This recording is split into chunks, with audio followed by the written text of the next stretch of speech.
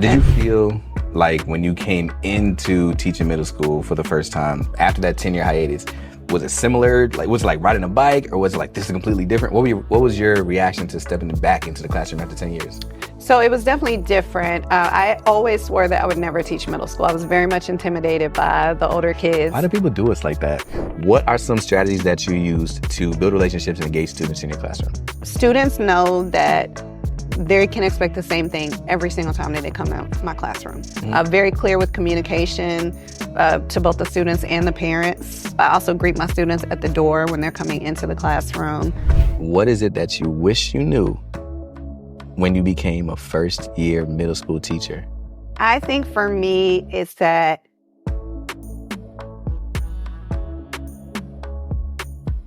Welcome to New Teacher Big Impact, the podcast where we help new teachers make a big impact on student achievement data without burning out, without feeling unsupported, and without changing who they are. And today, I have with me Michelle Pierce, who is a School Site Teacher of the Year, as well as Amazon Future Engineer Teacher of the Year, which is a national award, right? Yes.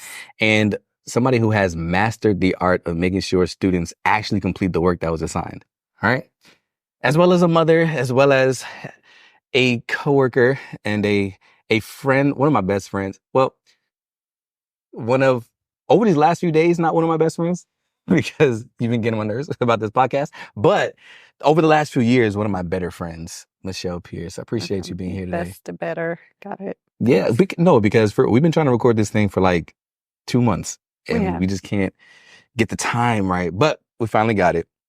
And we want to help people make sure that they actually help students get their work turned in. Yes. Yeah, that's you. So how do you do it? Just diving right in. All right. No, I'm joking. We can ease into it because I think people also need to know a little bit about you, where you're from. It's like, this is your classroom. It is. Right? But it obviously wasn't always your classroom. Tell us what you teach and kind of how you got here. Absolutely. So I started out as an elementary teacher. And so I taught anywhere from kindergarten to second grade for a couple of years. Ended up taking some time off to raise my 2 children. Never planned on coming back to teaching, but I was looking for a school for my children to go to, found out about this school. And once they started attending, first I started kind of volunteering a little bit, got my foot in the door. True. Which turned into substituting, which turned into long-term substituting, did some substituting for you. I remember that's how we met. That is how we met. And you barely would talk to me. Because I didn't know who you were. I didn't know who you were. So my daughter was born, and I needed somebody to watch the class while I was going on paternity leave for 2 weeks. And they were like, get Ms. Pierce. And I was like, I have no idea who that is, right? So apparently that was you. That was me. And I think I was gonna say you did a great job, but I don't want to lie. Not because you didn't do a great job, just because I don't remember. Yeah, I don't remember. It was and it was 2 weeks to the beginning of the school year. And you teach math, which is not my jam. So, I mean, the kids were alive, so I guess you did. Yeah. But how long? Fights. There weren't any. I don't even know. I was concerned with my family. I wasn't even paying attention. But how long was it between the time that you took off? How much time did you take off from teaching? I believe I took off like a good 10 years. Was it? Yeah, it was a long time. Okay.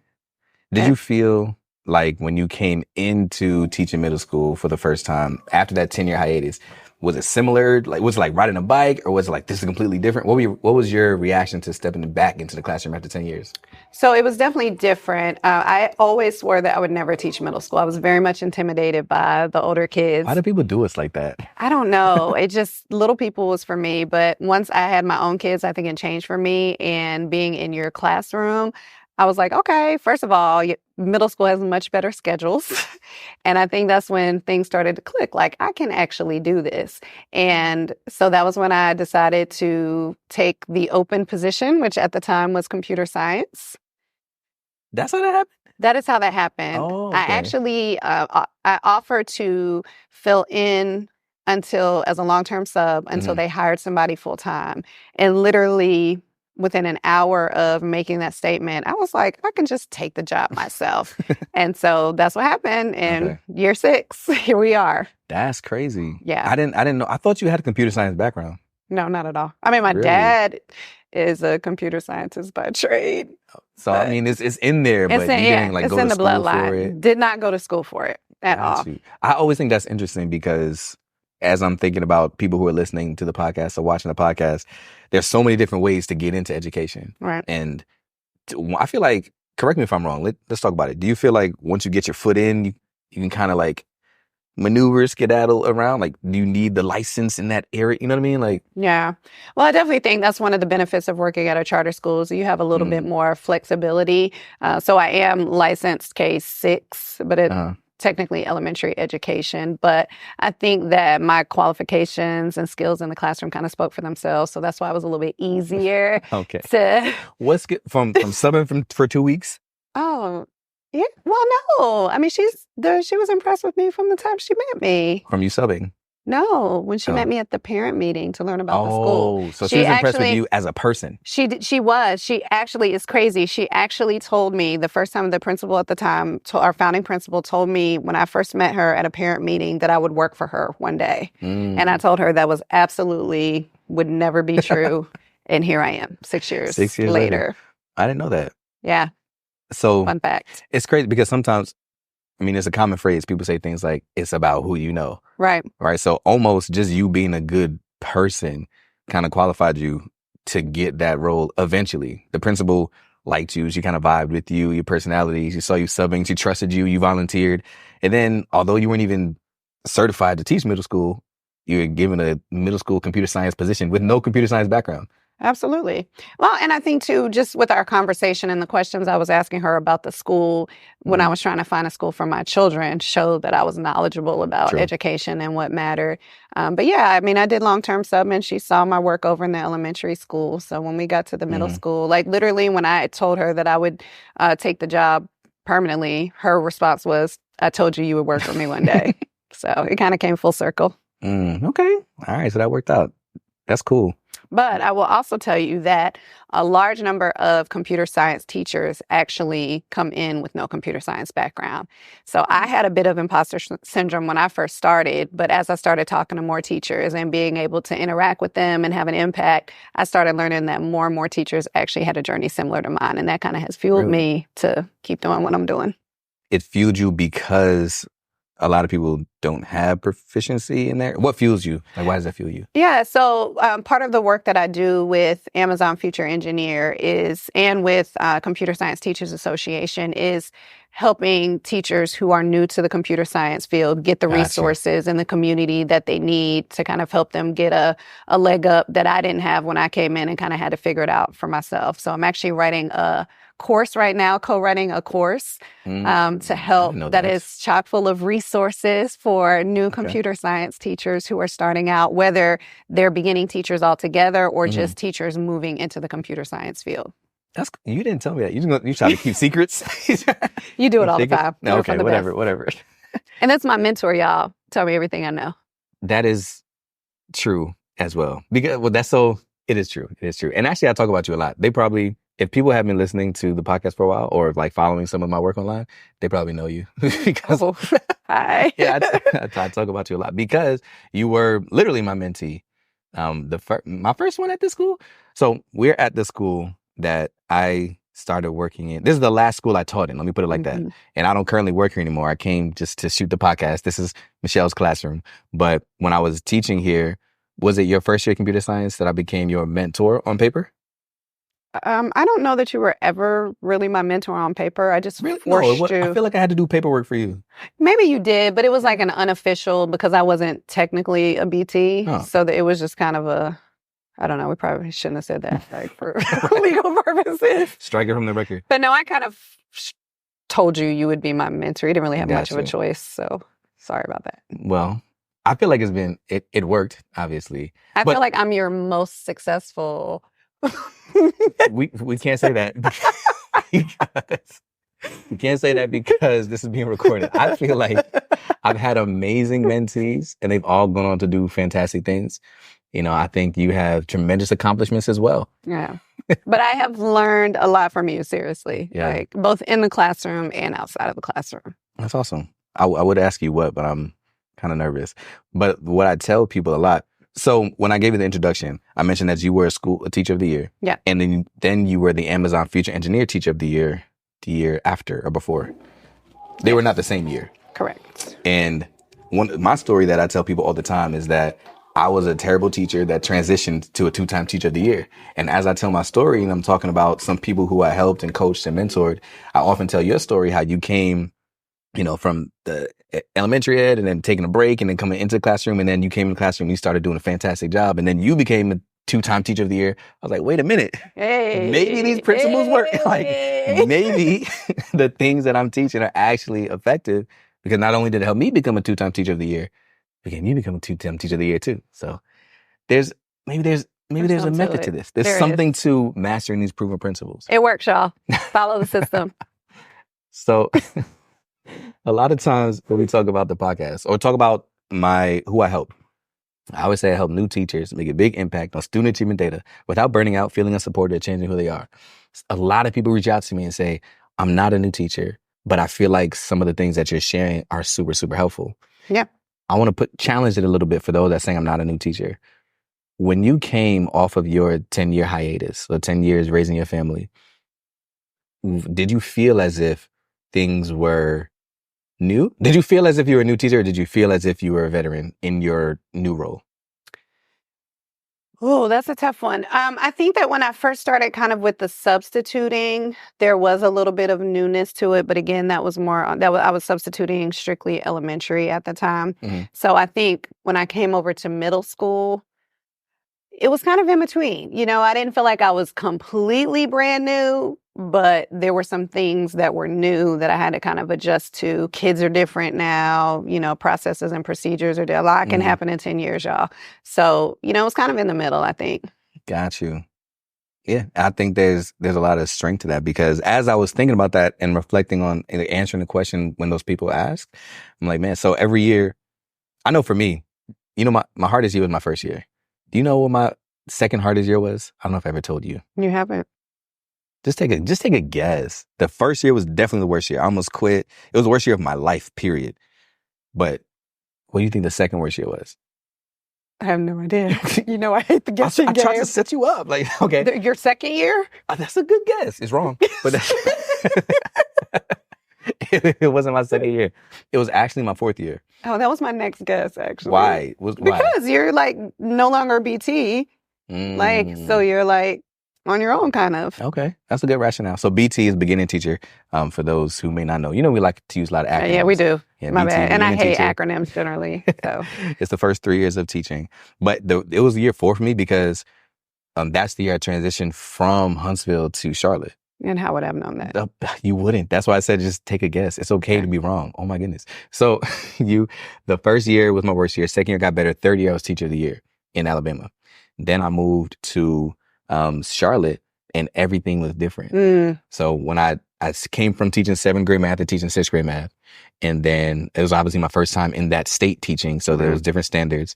North Carolina, we used North Carolina state standards, where in Alabama, they were using Common Core. So those slight differences in even the curriculum that I was teaching, had to learn a new principle, new expectations from the bigger district now. And there was just a lot of new ways to communicate. Like when I was at the school that I was at, in Huntsville, we had like a group chat. When I got to Charlotte, it was like group me. Like, it's different. Like, don't text me, just put in the group. You know what I'm saying? Yeah. So just learning all the different norms and culture, it was new. So even though I was a 4th year and I technically wasn't a BT anymore, I still feel like a new teacher. So what I say to a lot of people who say, well, I know you're really focusing on new teachers. I feel like a lot of times we're all new teachers at some point. Yeah. Like we're all new teachers, whether we're teaching a new grade level, a new subject, even at the minimum, we're teaching a new group of kids. Oh. And so in August, I'm going to be a new teacher again. And the proven principles that we talk about really help you to increase efficacy, regardless of the little number of years you've been teaching. But it's more about addressing how you adjust and adapt to the new that you'll be experiencing. Absolutely. Because I feel like probably up until, I don't feel like so much this year I didn't hit you up too much on classroom stuff, but I feel like at least up through last year, and that was me 5 years in as a computer science Mm-hmm, teacher. I mm-hmm, was still tweaking classroom management things and bouncing things off of you about, where I can make adjustments. So I mm-hmm. think that's fair. Yeah, there's a lot of new, and I love that you said that because we talked about this before. Remember, so some questions that I ask you, I already know the answers. So Okay. I'm trying to set it up in my brain to make sure I ask it in a way that somebody else would want to hear. But I remember when you said you were my mentee and you wanted to learn how I manage my classroom. My classroom is right above this. It was? Yeah, literally right above this. I never thought about that. It Yeah, absolutely I could was. stomp on the floor and be like, "What's up, Pierce?" Yeah. But you used to say, "Man, I like how you manage the classroom. I like how you build relationships with students." When you first started teaching in middle school, I think I know this question. what was your mindset in terms of how you would manage the classroom and build a relationship with students? I'm being set up, y'all. So, and this is definitely addressed in your book. But I try to recreate what you were doing in my classroom. And I found out that doesn't work because our personalities are very different. Mm-hmm, mm-hmm. And so the laid back, cool, chill voice. Oh, relax. I just couldn't pull it off the same, Mm-hmm. And so, there was a learning period for me to adjust to figure out what pieces do I take and apply, but put my own twist on them. Mm-hmm. And so I think it was when that portion finally clicked for me, when things kind of started coming together a little bit faster. So, How long do you think that took, if you had to guess? I would say, I feel like last year was really, really, really my sweet spot, but I would probably say year 4, it really was I felt most comfortable. And, a lot of it too was me having to learn my own craft, my own curriculum, figure out what I was doing on top of all of that. So it was a lot of different aspects to it that I was dealing with at the time. But yeah, it definitely took me a few years for that really to hit home because you hadn't written the book yet, clearly. So had you already written the book, then I would have gotten there faster. Before we get to the next point, I just have to let you know that my book, 99% Human, 1% Amazing, right now is free. All you have to do is cover the cost of shipping and I'll get it directly to you. So check the link in the description below. If you're receiving value from this video, you'll probably love the book. But I couldn't write the book because I didn't know that yet. Yeah. Like it wasn't until you shared that with me and some other people had shared some things with me that helped me to realize that, so I love that you did share that because I didn't. I'll give you the best example that I could think of. When my first year administration was last year. When did I write the book? Last year? Not sure. Yeah. So my first year administrating was last year. We had a teacher that was teaching a foreign language. I'm trying to be a little bit, obscure so we don't exactly know who I'm talking about. Right. But we had a teacher who was teaching a foreign language and she was struggling to manage the classroom. So I remember going into her classroom and seeing exactly what I would do. And then I took her into my office, we talked, and I gave her feedback, and I was like, this is what you need to do to manage the classroom. And I was like, literally do this. Here's a call and response. You do this call and response, and this is how they respond. You do this. And I was literally giving her my words. Like, this is what you would do. She went into her classroom, and I said, I'll come in there to watch you implement it. So she went in the classroom, and she did the call and response, and now I have to give the language away, but she was like, her call and response was supposed to be, ole, ole, and they say, ole, ole, ole, right? I mean, you know what language it was? So she was like, ole, ole. And they were supposed to be like, ole, ole, ole, and get silent, right? So she said it. She said, ole, ole. And they were like, nah. Like, they all were just like, not doing that. And she just looked at me and she was like, Yeah. And like literally in that moment it hit me. And I was like, oh, that works for me. Like calls and responses work for me. That's part of my personality. I'm more energetic. I'm more like, when I say dream, you say big. All right, eyes on the screen, eyes focus on me. Like I'm that type of person. But she was just like, she might be the type of person that would just press one of those Ring doorbells and they hear the sound and the voice goes off, So I was like, man, what's happening is I was giving her strategies that have worked for me, but just because a strategy works in my room doesn't mean it's going to work for everybody else. Yeah. And then when you said, I tried to be just like you, I remember you emulated my 5-step process of how I would discipline students. And you were like, I'm gonna have to make some tweaks to that. Yeah. Because it fit me. So that's when I came to the conclusion that I don't need to try as a coach and somebody who's trying to help other teachers to grow and to be the best version of themselves. My goal is not to make the next best version of me or anybody else. My goal is to help them realize the very best version of themselves.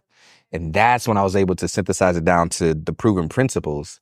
And I was like, boom, let me not teach strategies that may or may not work, but let me help them master the proven principles that are going to work, and then teach them how to create their own strategies. Yeah, and in that way, it's more authentic too. Because if I'm mimicking you, I'm not going to be a good version of you at all. I could never. But Fix your face. I don't think I would want to. But yeah, like you said, taking it, tweaking it to fit me and my personality, that's when it comes off. And that is the first thing kids are reading is how genuine a person is. Yeah. Like they read right through you. So, but I still appreciate the things that you have to say. And that's actually how I think I told you, I started off the semester this year by showing one of your videos so that you got to do your rah-rah inspirational, but coming from you. So it was an authentic experience for them versus me trying to recreate what you were saying. That's true. I think, yeah, that helps. That works. That rah-rah threw me off because I was about to say something and then But we're on camera. You're trying to make a rah-rah experience. I was like, should I address that? No, let's move on. All right, so let's get into this thing. Like, how do you really make sure that students are doing their work? The reason why is because the reason why I'm asking you and why this podcast is centered around that and why I'm asking you specifically is because I think that is one of your huge strengths, whether you know it or not. Do you think it's one of your strengths? Just honestly.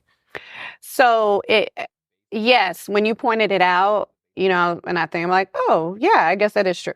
Yeah. So yes, but is it something that I just think about? No.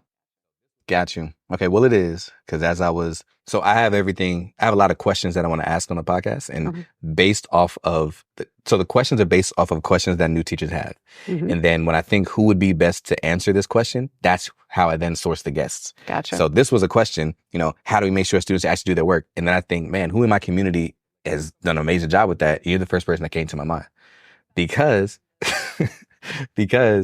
when you look at your grades and when you look at what the students are doing in computer science, this school is set up in an interesting way in that they don't get to choose the specific elective. There's some people who take the class that don't want computer science. Correct. Everybody in the building has to take my class every year. Got it. Every year. 6th, 7th, and 8th grade. Okay, yeah. So they definitely could be like, I don't like computers. I don't like computer science. Yes. But they do the work. Yeah. And they do your work. And to the fact where you will get annoyed when there's like one or two that don't. And you're like, this kid is not doing the assignment. I'm like, that's only one kid out of 178. You know what I'm saying? Like, so what are some of the moves that you use in order to make sure students are actually doing their work? I don't know about moves. I'm not doing any moves. They're moves. They're definitely. So this is probably the most challenging thing to me is to talk about my practices. I think because now that I'm comfortable with my classroom management, it's hard for me to then think about and communicate to somebody else what I'm doing. So when I think about it, the first thing that pops in my mind is relationship building. Okay. And that was one of the fastest lessons that I had to learn when moving to middle school, because the old saying of, they don't care what you know until they know that you care is absolutely true with the middle schoolers. And you always have those kids that are going to do the work because they're going to do the work. Yeah. But a large majority, especially with the population of kids that we have, with this being a Title I school, predominantly Black school, there are a lot of kids that's not their experience. Some of them aren't interested in school at all, much less computer science. And so the fact that everybody has to take my class, whether they like it or not, is great because they're getting exposed, but it's challenging because I have to then get them to buy in to what I'm selling, basically. So it definitely starts with relationship building, which is important. I try to let the kids know that, I care about them. I try to get to know them on a personal level, try to support them when I can outside of school, try to create an environment that is welcoming and inviting. I know you probably can't see my whole classroom, but while I'm teaching, we don't do the overhead lights. We have a lot of side lighting. We have a couch. Just try to make it an inviting. The kids are grouped together to encourage collaboration. And I just let them know that this is a type of place where they just have to try, honestly. I'm there to support them. I want them to be able to lean on each other to get to do the work. And, the lessons that I use are engaging. So the curriculum I use primarily is called Project STEM. Okay. And I love it because it's fully built out. It has these videos, it has celebrities, it has athletes, it has musicians. There's Drake memes. Well, we probably shouldn't say Drake right now because he's not winning so much. But Drake. Yeah, Drake. I thought you said drink. Oh, Drake. Like, Drake. No drink memes. We have Drake memes. Okay. Fresh Prince. Like, it just has all different things. And so the kids get really excited to see people that, they look up to that are telling them to get into computer science. And so the lessons that I present, we do it in a fun way.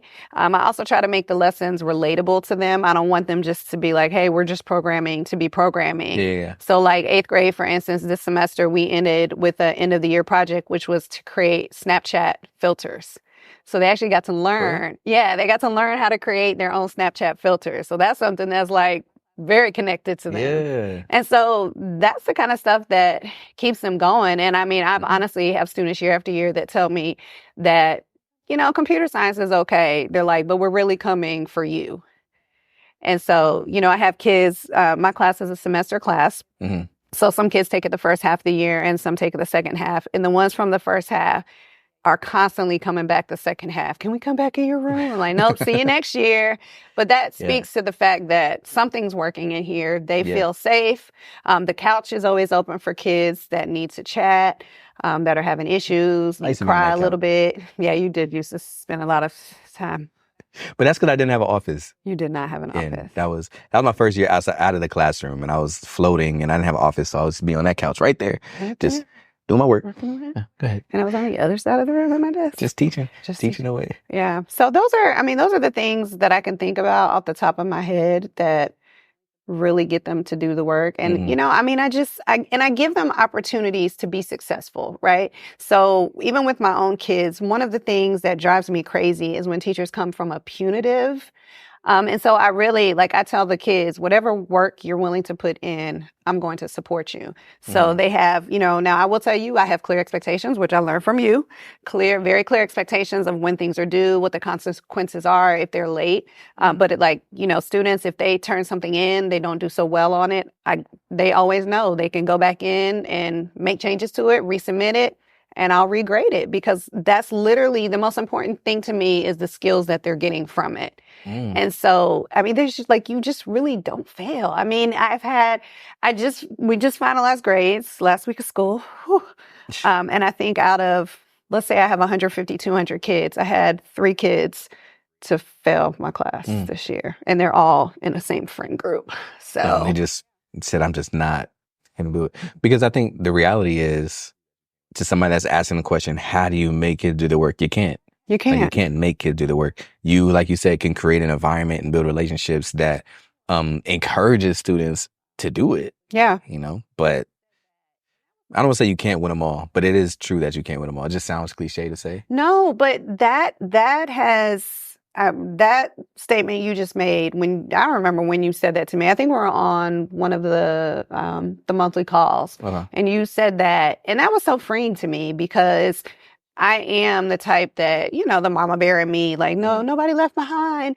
But I had to change that and say unfortunately you can't, but you also, and it's not that you're focusing, it's not that you're not sad about the ones that you can't, for sure, but it's that you're proud of all the good work you're doing. And so I think I had to shift my perspective and really focus on all of the kids that learned so much and did so much in here.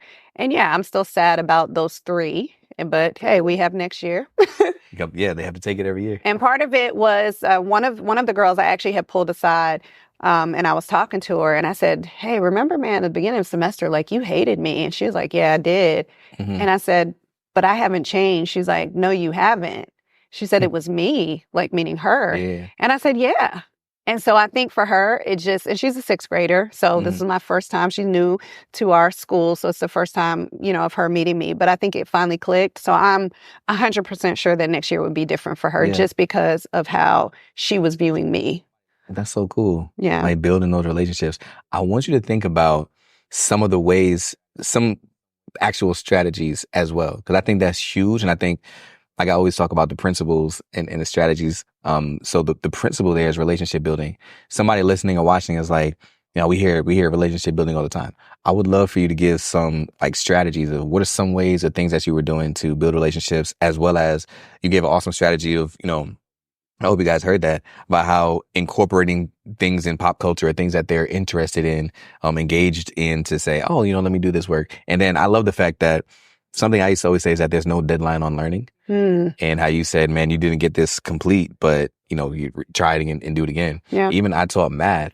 And for anybody who's listening, I know we're talking about computer science, but we all know that everybody doesn't love our subject area. Is that harsh? Should I like just because you teach ELA doesn't mean everybody in the world loves ELA, right? So they have to take your class. They come in and they may or may not love reading, but so when I taught math, I always said that there's no deadline on learning. There is a deadline on grades, which I had at the end of the semester, but I didn't have deadlines. I would have, this is the due date, and if they didn't do it by then, I would say, okay, like, so now you have 2 assignments due for next week when everybody else has 1, or however many there were. 2 is an arbitrary number, but I mean, so technically somebody could wait until the last day of the quarter, and do it in my classroom. But if they did it and did it proficiently, I would take it and grade it and accept it. I will also say that almost never happened. Nobody who waited till the last minute showed mastery on the things. So I wouldn't say that. I definitely encourage them to do things on a week by week basis. But saying all that to say, I told them that on day 1, there's no deadline on learning. So if you don't turn this in by Friday of this week, that doesn't mean I'm not going to take it. I'm done. It's over. Right. Because I really want you to get this topic. So I want you to, I'm giving you some time to think about some strategies. I'm already ready. Oh, okay. Then let me set it up. So the reason why, well, let me shift real quick, because one of the things that you said that I wanted to bring up when you were talking about the students and you can't win them all. My mom is a elementary counselor, and I think she explained it the most beautiful way. It's not a beautiful example. It's actually a rough example, but it has a happy ending. but so I'm gonna share it. But here's when we were talking about, like, because I was in that space too, trying to reach all students and get everybody. She said, okay, if you are the captain of a ship and it is like a cruise ship with hundreds of people on there, and if somebody willingly jumps overboard, as the captain of that ship, you're the one that is the most qualified to steer that ship to safety. You can't jump overboard and get the one and leave everybody else on the ship scrambling and try to figure out a solution. What you can do is you can throw a life vest. You can let down a lifeboat. You can say, hey, come on, swim to the life vest. I care about you. I love you. Come on. Like, you can always continue, like you said, continue to be who you are and show that support and give them opportunities. But if they jumped and they won't swim to the life vest, like, there's really nothing you can do. Yeah. And so I think that is kind of the sentiment that I was feeling when we heard, like, you can't win them all. At their middle school, at some point, they're just gonna not. Some of them are just not going to. And I don't want us to give up too soon. And we have like 100 students and 70 of them are like, they're just not going to. No, 7, no. Yeah. But it's possible that there's 1 or 2 that, you just might not be that one.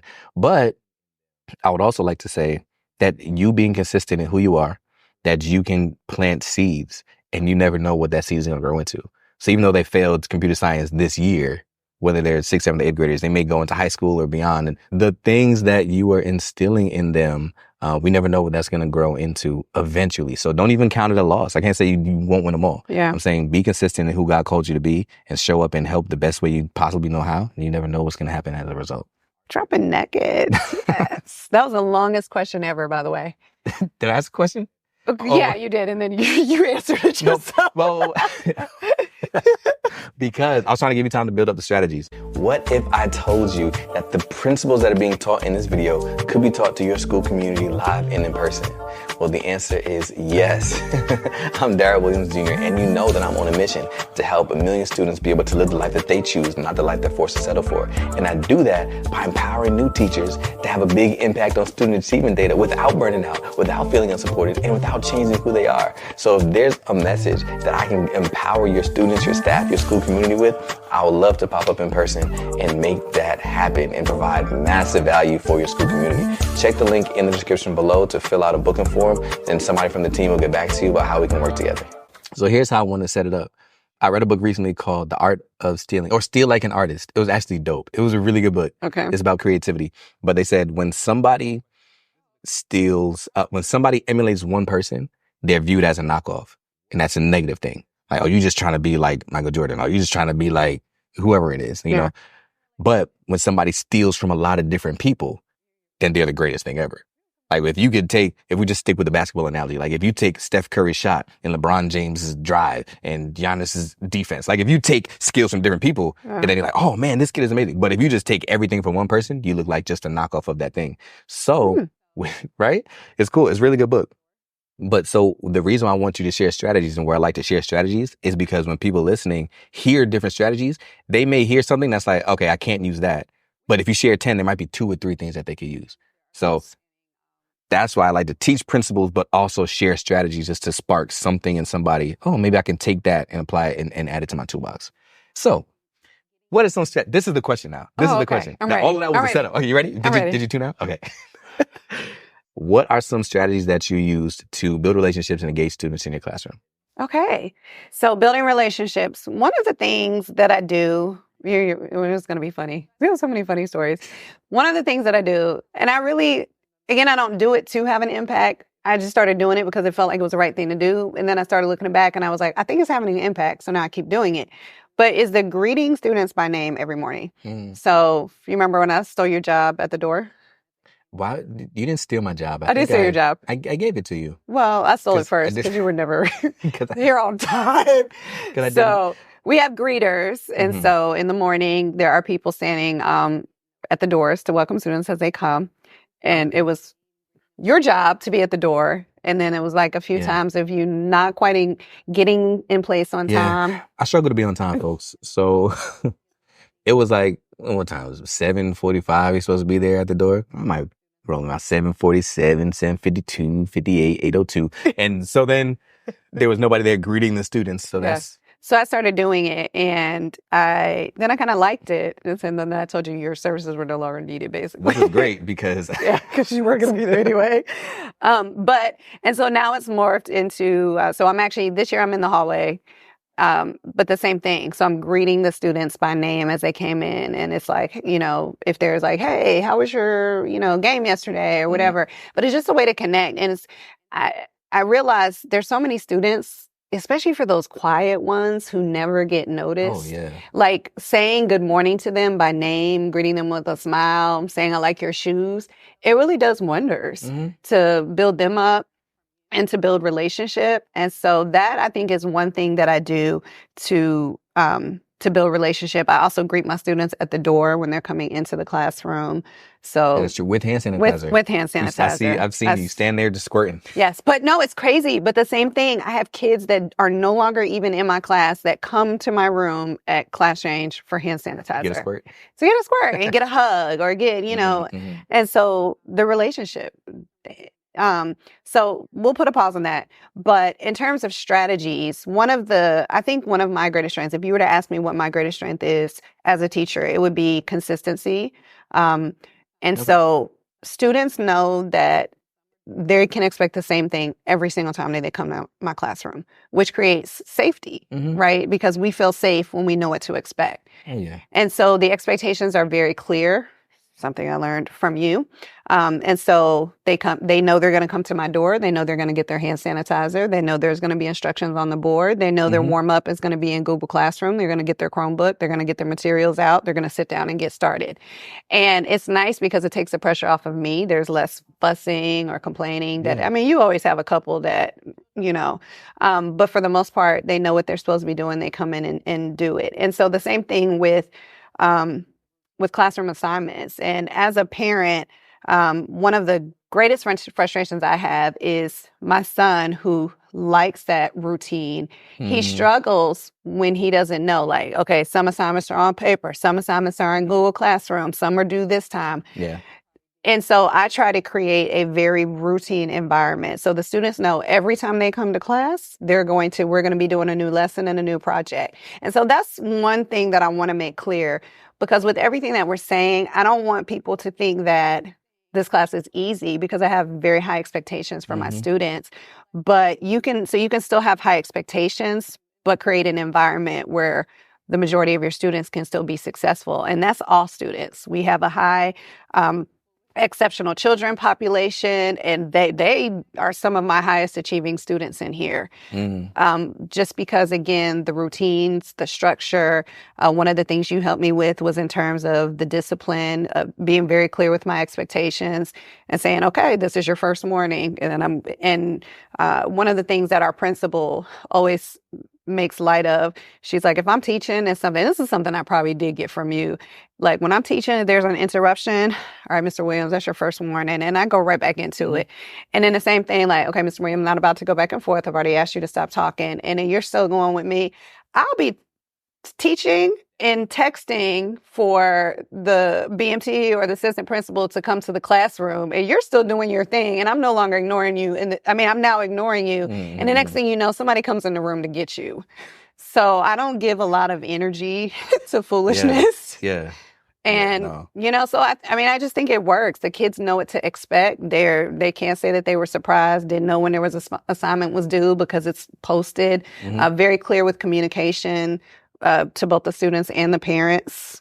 And staff as well, when you have to do those things. Because just when you said there, it's very clear where their things are. I know you're like that with the staff as well, with like not wanting to answer the same question twice, where it's like, check the drive, or check, fix your face, because I'm right though. Yeah. But I think that the same thing that I see you do with those adults, I can see you doing that with the students, and just kind of also building that capacity to know that you are strong enough to find the solution, right? Like I put it there for you, so that you can find it. I empower you now to go find it, right? Not just have to come to me asking all the time. Yes. Did I answer your question? You did. Okay. You did. But you said that was part of it. Was that you said let's put a pin in that. Oh, I did put a pin in that, but I don't know. Like what?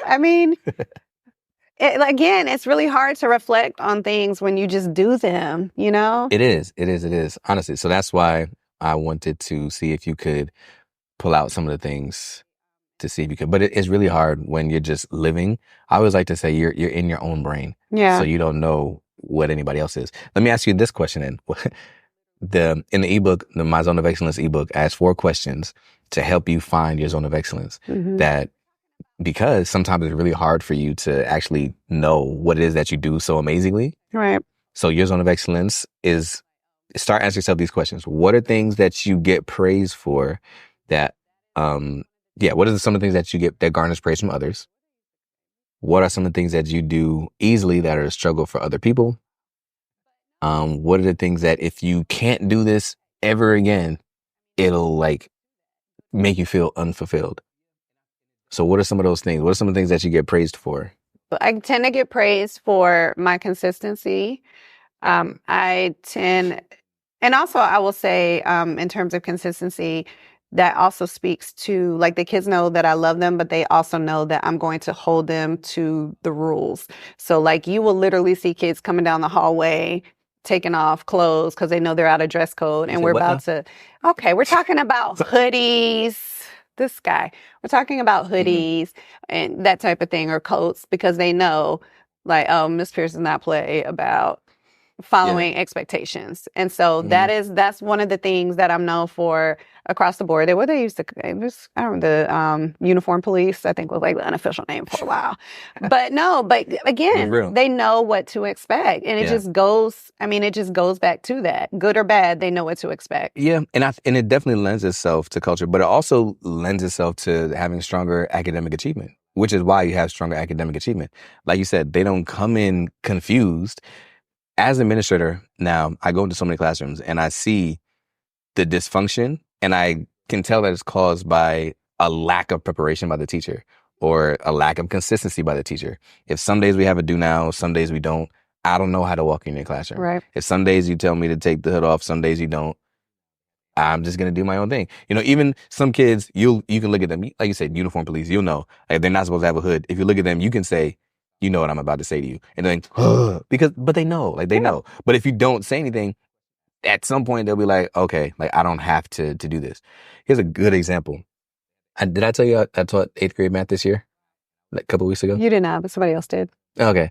So who's talking about me? Never mind. We'll get to it after the podcast. So, so a couple of weeks ago, we had a math teacher quit. This is our last week of school at the time of recording this. And there was 5 weeks left in the school year. So I went into that classroom and I was teaching 8th grade math up until now, up until the grade. EOGs. Up to the EOGs. End of grade test. Thank you. Thank you. We like acronyms. But every day, when they walked in, the warm up or the do now was on the board.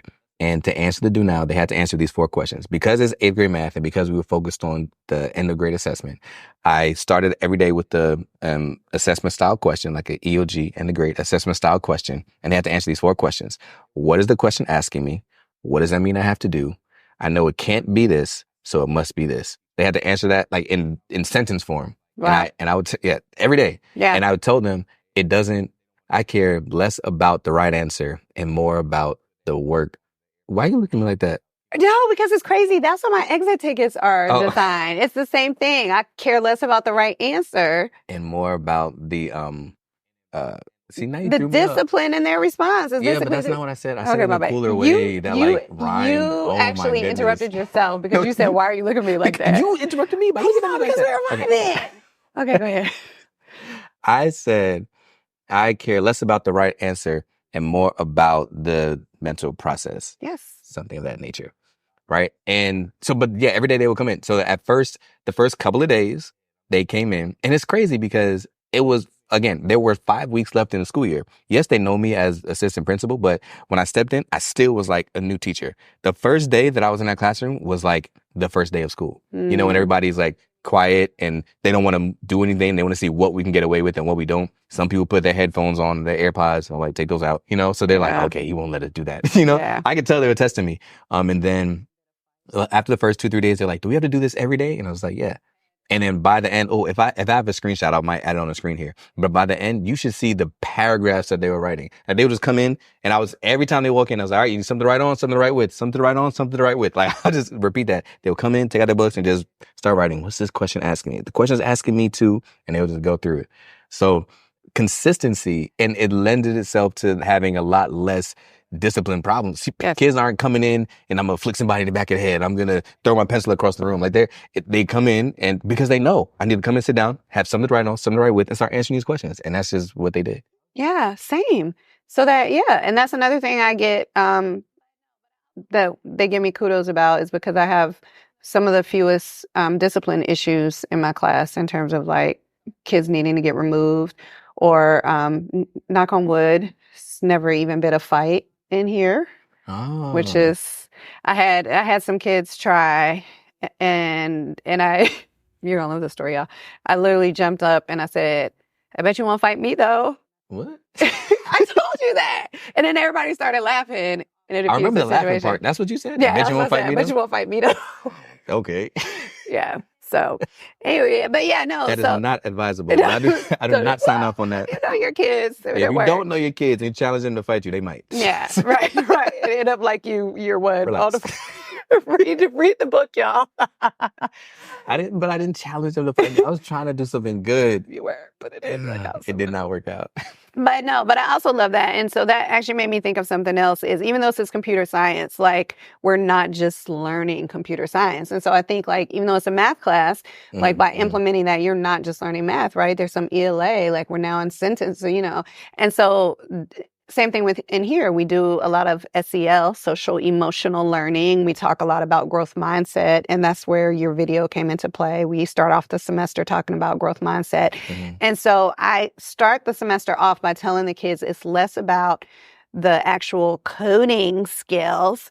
And it's more about the skills that they'll learn in this class that'll benefit them through in life. So things like teamwork, perseverance, we do debugging, but how to keep going when things get difficult, right? Because you're not always going to figure things out on the first try. So what strategies, what steps can we put into place for you to use when you face adversity? And so those are the things I think that are most important. And I think that also speaks to why kids do well in here, is because they get that, yes, this is computer science, but it's also teaching them things that will benefit them in other areas of life. I love it. And that's literally every single class, right? That's, me, I train teachers because I'm on a mission to help a million students be able to live the life that they choose, not the life they're forced to settle for, right? What number are you at? I am at number, I haven't started tracking yet, but well, I thought you were going to have a number. I would, because the reason why, honestly, I haven't shared this with anybody, but the reason why is because I'm stuck on how I want to evaluate how I impacted them, because I don't think that just speaking is an impact. So I know some other speakers who said, I want to impact X amount of number, and they have an impact tracker where they say, I've touched this amount of lives. But again, just because they were in the auditorium doesn't mean that you've impacted their life.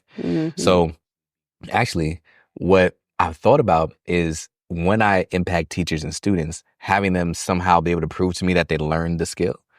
And the skills that I teach are built upon, for students, the skills that I teach are built upon 8 non-cognitive beliefs that I told you I never shared this before, but you got me excited, so I'm gonna share it. All right. So are you familiar with the Gates Millennial Scholarship? No. For college? Okay. So that's the one that Bill Gates will pay your full college tuition. Okay. Now, he got with a researcher, William Sadlicek, and he was like, I don't want to just choose it based off of the highest test scores in high school, because the highest test scores are not the indicator that you will be successful in college. He wanted to, like a good businessman, he wanted to make a wise investment. So he said, I want to invest in somebody who I know is going to end up doing good eventually in the world. Right? So how can we tell that somebody's going to eventually be great at and be successful? So William Sadlicek did the research, and they found 8 non-cognitive beliefs that when people have these skills, that they are more successful in their post-collegiate career. Yeah. So some of them are like self-awareness. Some of them are like grit, resilience, those types of things. So all the talks that I do are helping students build those skills, even like the ability to connect with people who how do I say this? Who the general society deems as non-traditional. So whether it's like fighting against racism or dealing with people with disabilities, or things like that. So somebody who is cognizant towards differences, But anyway, so there's 8 non-cognitive beliefs, which maybe I can share in the show notes down below. But that's what everything is built upon. Even the curriculum that I built, the choices curriculum that we piloted at my school this year, the student choices curriculum teaches those 8 non-cognitive beliefs. And then that's how I want to evaluate if I impacted a million, because if they can prove to me that they've mastered these 8 non-cognitive beliefs, then that's what research shows will help them to eventually be able to live the life that they choose, not the life they're forced to settle for. Not just because they heard me talk, but because they learned the skills and they can now apply it, like you're saying, in another situation. So that's how I want to evaluate it. And I haven't started counting that number. Yeah. I got nothing for you on that one, but it sounds good. No. So thank you. But that, yeah. So I'm there. But I always like to ask one question, right? Haven't you already asked more than one? Are you like to ask the same one question? Multiple questions, but there's one targeted question. When we were preparing for this conversation, I sent you one question. Yeah. The rest of these were off the top of the head. But I sent you one question, and the one question was, what is it that you wish you knew when you became a first-year middle school teacher? You did send me that. And you did not read it, did you? I didn't. So it was field day today for us. So all day I've been outside in the heat. Okay. So what is it that you wish you knew stepping into the middle school classroom for the first time as a new teacher? I think for me, it's that just knowing my personality, because originally when I thought about it, I wanted to say, relationship building is so important, which is true. But I actually think that it would be like, it's okay to not have it all figured out. Like, I think that I wish I would have given myself a little bit more grace. I can be a little intense when I have something that I'm trying to achieve. But I think I needed to trust myself a little bit more, instead of feeling like I needed to look everywhere else, because you're great. You're great. But there's so many things that I actually had inside of me. Oh, absolutely. But I didn't know that I had it inside of me. And so I think that would be the thing is, that doesn't mean that, there's not things that I shouldn't improve or any of that, but just honestly trusting that who I am fundamentally as a person was exactly what my students needed. Are you about to tear up? No, I'm saying. And I think that, and I think my journey was my journey and I don't have any regrets, but I definitely think that I could have gotten to where I am probably a little bit faster, a little less heartache had I known that. Yeah. And so, yeah. All that you are is all that you need. I was going to say, I'm pretty sure you addressed that in your book as well. I just couldn't remember the exact quote. All that you are is all that you need. Somewhere in the beginning, maybe chapter 4, 3 or 4, something like that. Yeah. But yeah, like you are enough. All that you are is all that you need. It's not about external resources. It's about your resourcefulness, and what you have is on the inside. And knowing that you are strong enough, you are smart enough, you are brave enough, you are capable enough to be able to acquire new skills when needed to become what it is that you need to be able to impact the students in the way that you want. I always like to say, and I'll leave it with this. I always like to say that the distance between where you are and where you want to be is the acquisition of skills that you don't yet have. So who you are is already enough for the place that you are in now. And where you want to be, you can definitely get there. All you have to do is acquire some more skills to put you onto that trajectory. You don't need more stuff, right? You don't need to become a different person. Right. I would like to say, like I said, I help new teachers make a big impact without changing who you are. You can change what you do without changing who you are. Absolutely. At your core, be yourself, and you can acquire more skills, apply it to who you already are, magnify it, make the impact that only you can. Yeah. And even like with all the seriousness of being a teacher and I'm holding them to dress code and all that, like, have fun. Like, don't be afraid to have fun with your students. Like, I'll get up there and like, if I'm waiting for them to get quiet, I might just start dancing until they notice. And then, and then they'll like be looking at her like, but then they stop talking and it's okay to use non-traditional methods of, to get people's attention. I don't know. Like I said, it has to be whoever you are. And that's my personality is breaking out in dance, maybe a song. I don't think I sing too much in the classroom. But yeah, you have to take who you are authentically and find a way to make it work in your classroom. And that's what draws kids, when they see the authenticity and the realness. And because honestly, teachers should be the model for students, right? So we should be the models to never stop learning, right? I've been teaching, all this time, and it's like, but I'm still constantly trying to improve myself. And I think that, it's important for the kids to see it, not be afraid to make mistakes. Again, the things we're trying to get from kids, we need to be able to show them ourselves, instead of just telling them, oh, you should be doing this, you should be doing that. And so, trying to create an environment that the kids look forward to coming to. They are much more willing. I know for some people, I feel like it seems counterproductive. And I'm not saying be friends with students because you have to have clear boundaries. Absolutely. But having, a place where kids look forward to coming to, they'll do the work. They do the work. They do the work. With that being said, y'all, it is possible for your students to actually complete the work that you assign. It is possible. It is. And I always like to say, if it is possible, you are capable.